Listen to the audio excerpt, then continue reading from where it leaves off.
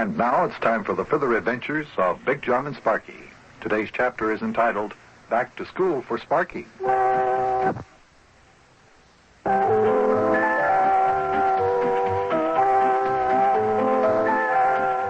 after a long and exciting summer, Sparkie finally had to go back to school. Yes, the fall term started, and this is the day. Mayor Plumfront and Yuki Butcha stayed overnight at our house because we got back so late from our trip to East Cantankerous, Illinois, where we went to help Yuki get back his memory. Of course, we still have that mystery of the wart on the back of Yuki's neck.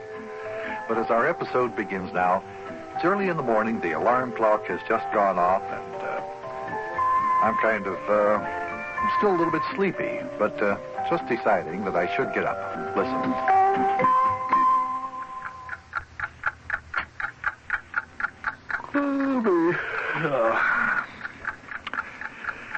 Well, I guess I better get up out of bed. He's lying around here awake like this. Time to get Sparkie up and ready for school anyway. Look at the mayor snoring over there. Well, he sure was in a grumpy mood last night. Well, I guess after this good sleep, he'll be his old cheerful self again. I'll just let him sleep and go out into Sparkie's room, wake him up. Wonder how Sparkie's going to feel about going back to school today. I should think he'd be glad to be getting back, especially now since he's going to have that nice-looking young teacher, Miss Chutney. And there he is, snoring away to beat the band, as you would say. Sparkie. Sparkie, time to wake up. Sparkie, come on. Time to get out of bed. No. Wake. Come on. Let me sleep a couple of more minutes. Come on now. Don't turn over and go back to sleep. Come on, Sparkie. Up and at him. Come on. Let's go. Up. Here we go. Come on. Oh, boy. What time is it?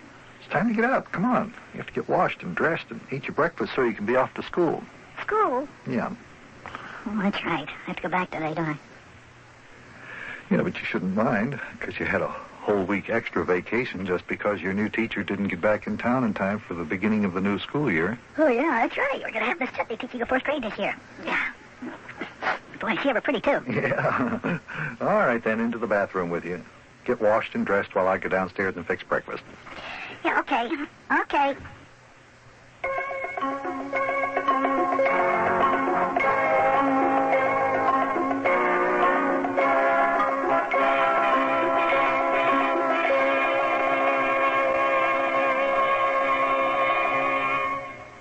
John, okay, I'm all washed and dressed and ready. You got breakfast for me? Yeah, come on, sit down at the table, Sparkie, and start with your cereal, and I'll fry you some bacon and eggs while you're eating that. And don't be so noisy, please. You'll wake up Mayor Plumfront and Yuki. Oh, you don't have to worry about that, Big John. They're both awake. Oh, well, good. Okay, eat your cereal and drink your orange juice and milk. I gotta go to the bottom of the stairway and call up to the mayor and Yuki and ask them what they want for breakfast. Yeah, okay, already started on the cereal. Boy, this orange juice sure does taste good this morning. Hope we got lots of milk in the refrigerator, because I could drink a couple big glasses of milk. Hey, I sure hope the mayor isn't as crabby this morning as he was last night. Yuki, what do you want for breakfast?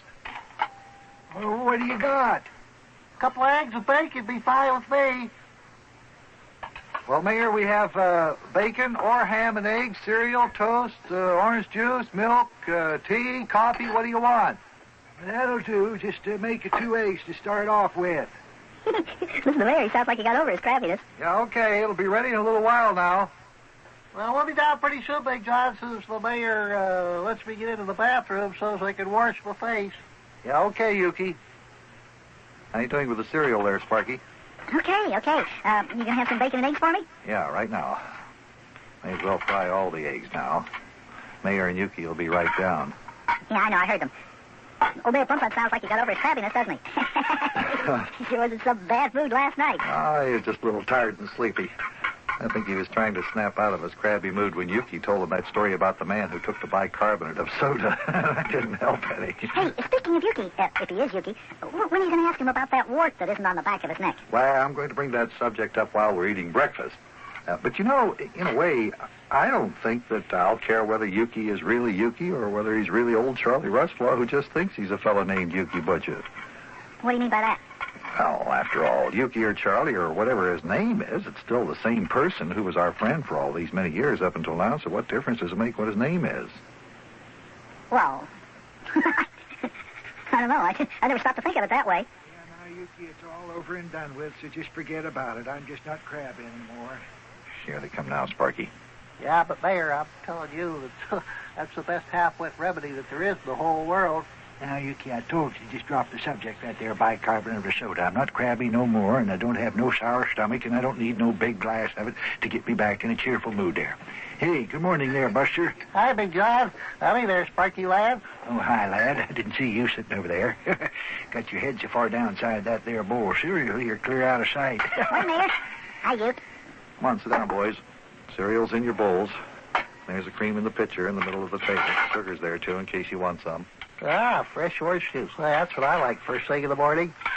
Yeah, see, you remembered I like tomato juice there, Buster. Thank you. Where's the salt and pepper? I always like to have a little salt and pepper in my tomato juice. Oh, that's right. I forgot. Here you are, Mayor. Now, in just a second, there's going to be bacon and eggs. Here you're, Sparkie. Go to it.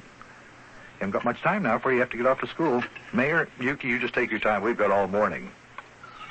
This here sugar tastes a little bit salty, Big John. Of course it tastes salty, you dumb snoot. You're shaking the salt shaker into your cereal instead of the sugar. Sugar's in the sugar bowl there, you dumb snoot. Oh, fine. They ought to do something about sugar and salt being the same color and looking alike. Now, you know, if I was running the works, do you know what I'd take and do? Nobody cares what you'd take and do if you was running the works. I'm glad you ain't. Just eat and be quiet. Anybody who can't tell the difference between a salt shaker and a sugar bowl ought to have their head examined. Say, speaking of sugar and salt looking alike, reminds me of the fact that you and old Charlie Rustflaw look alike, Yuki. Oh, well, Charlie Rustflaw don't look nothing like me, Big John. Well, I thought you said you two look so much alike that old Charlie's father, Mayor Rustflaw of East Cantankerous, Illinois, couldn't tell you apart.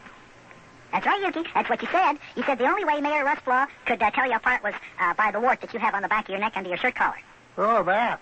Oh, no, we don't look nothing alike. See, the reason Mayor Rustflaw couldn't tell me and old Charlie apart is because our voices sound so much alike, and he's got such bad eyesight, and he couldn't see our faces well enough to tell who was who, so we dreamed up the idea of having a wart on the back of my neck. The only trouble is I ain't really got a wart there, so I used to take and put a wad of chewing gum back there whenever old Mayor Rustflaw wanted to know who was who, see, and then we had to make up some way for him to tell us apart. Fine. Well, Sparkie, guess that answers your question, doesn't it?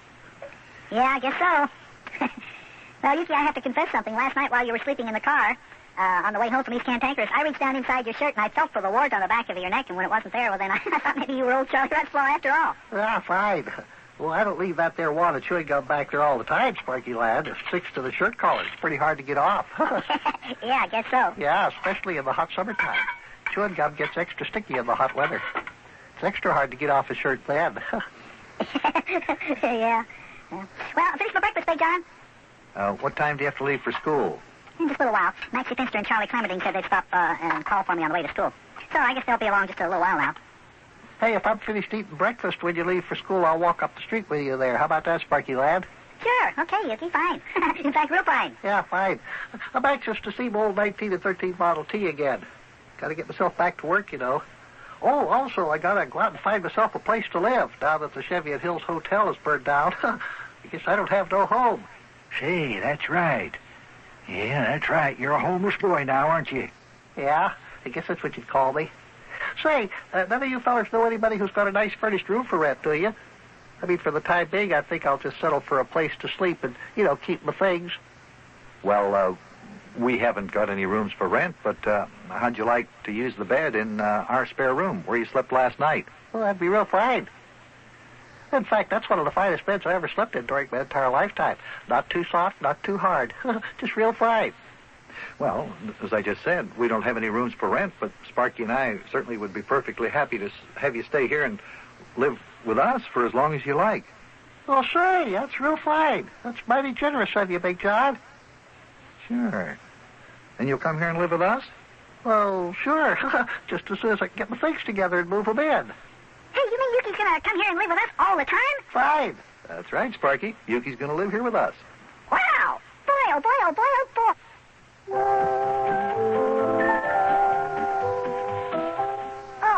boy, kids, we're going to have even more fun around here at Big John's house than ever before, because Yuki's going to move in with us. Going to live right here with us. He's going to have our spare room for his own room. Boy, I can't wait till he moves in. He's sure got a lot of keen things. He's got silver trophies that he won when he was the world champion tiddlywinks player, and when he was a champion swimmer and baseball player, and medals he won, and all kinds of things like that. Some very highly and interesting and amazing gadgets, too. Oh, Maxie Finster's whistling for me outside. It's time for me to be off to school. I'll see you later, kids. So long. Okay, Max.